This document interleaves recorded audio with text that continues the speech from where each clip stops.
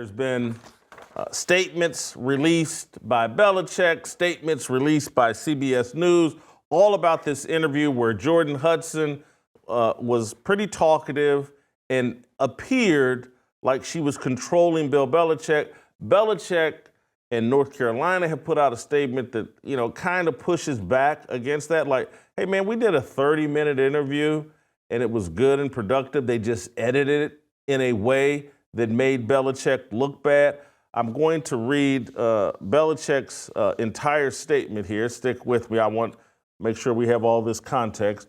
I agreed to speak with CBS Sunday morning to promote my new book, The Art of Winning: Lessons from My Life in Football. Prior to this interview, I clearly communicated with my publicist at Simon & Schuster that any promotional interviews I participated in would agree to focus solely on the contents of the book. Unfortunately, that expectation was not honored during the interview. I was surprised when unrelated topics were introduced, and I repeatedly expressed to the reporter, Tony DeCopil, and the producers that I preferred to keep the conversation centered on the book.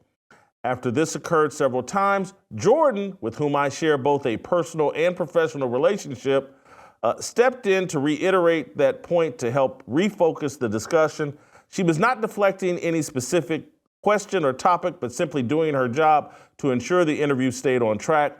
Some of the clips make it appear as though we were avoiding the question of how we met, but we have been open about the fact that Jordon and I met on a flight to Palm Beach in 2021.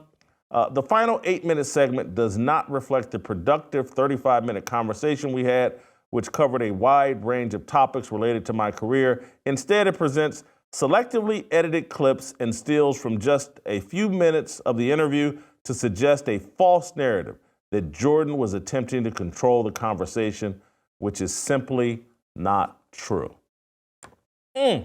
So that's Bill Belichick's statement. CBS, hold for a second, I'm not there yet. CBS News issued a statement. When we agreed to speak with Mr. Belichick, it was for a wide-ranging interview.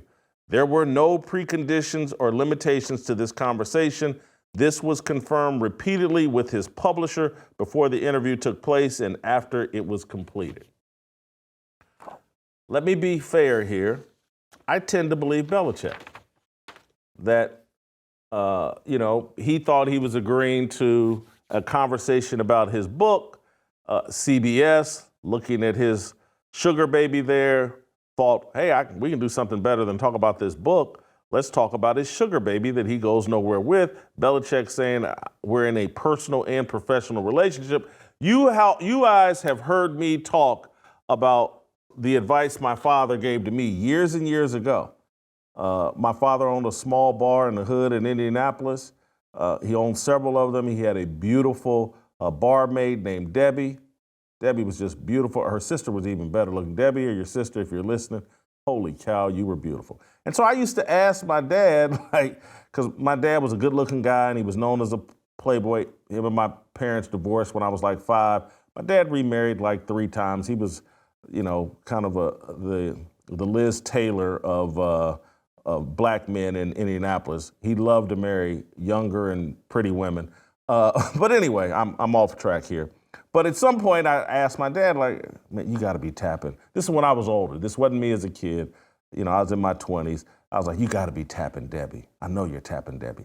And he was like, nope, not doing it. Once you start sleeping with your employees, they're no longer your employees. You work for them.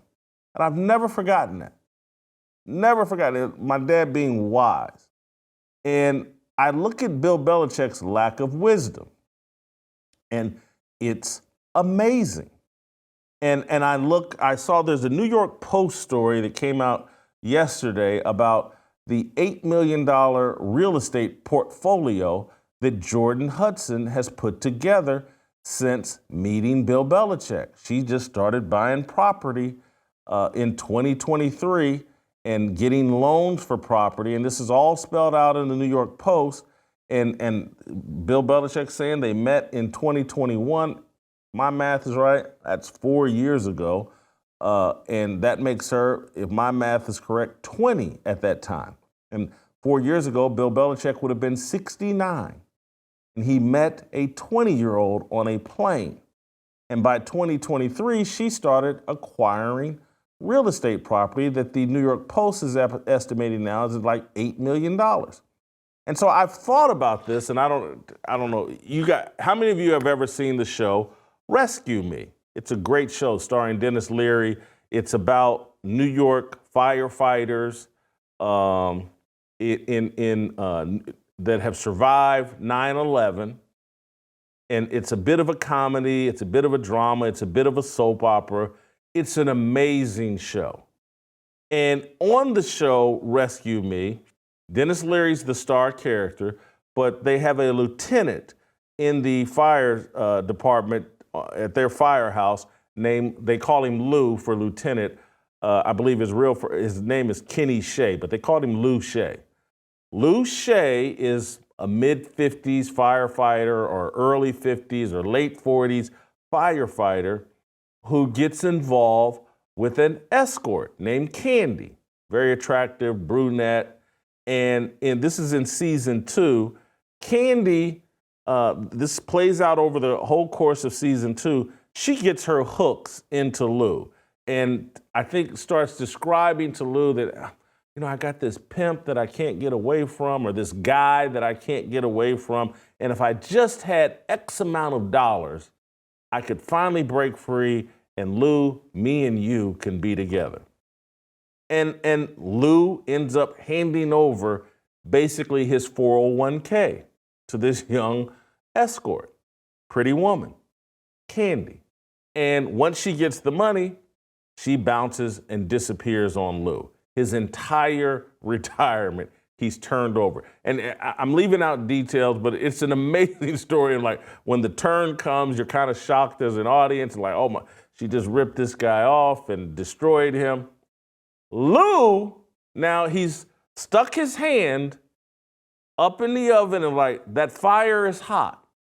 He's been burned by this escort, Candy. In season 5, Candy, she runs away from Lou and gets locked up for something unrelated to Lou. But in season 5, she gets out of jail and sweet talks Lou into marrying her. She did it again. She ripped Lou off again. She gave Lou some story about this money she's inherited and they're putting it all in the same bank account, blah, blah. She got Lou twice. Bill Belichick is Lou. He's Lou Shea. And I don't know if Jordon Hudson is an escort, a pro. I do know she's a woman. She's a young woman that is taking advantage of a 73-year-old man who's in a full-blown life crisis because of his failure with dealing with the aftermath of Tom Brady leaving the New England Patriots. This man is incredibly insecure, and this woman is taking advantage of it. And men, we naively think, and we naively get away from a biblical worldview and think like, these women, they're so well-intentioned. Oh, there's no woman that would, we think we have the wicked spirit and the sneaky nature, and we're the true predators. And look, I don't want to demonize women, but the Bible makes it crystal clear that woman's nature that hasn't submitted to God and hasn't submitted to man, woman was made for man. Man needs to follow God. Woman needs to follow man that's following God. Bill Belichick, as best we know, I'm not seeing him follow God. He's following behind a woman, a young woman, who has played him with her vagina and with her innocent, harmless nature. This is crazy. Someone needs to rescue Bill Belichick. You should watch the show Rescue Me. It's amazing. And season 2 and season 5 will help you understand what's going on with Bill Belichick. He's joined the New York Fire Department, and he's being made a fool of in real life.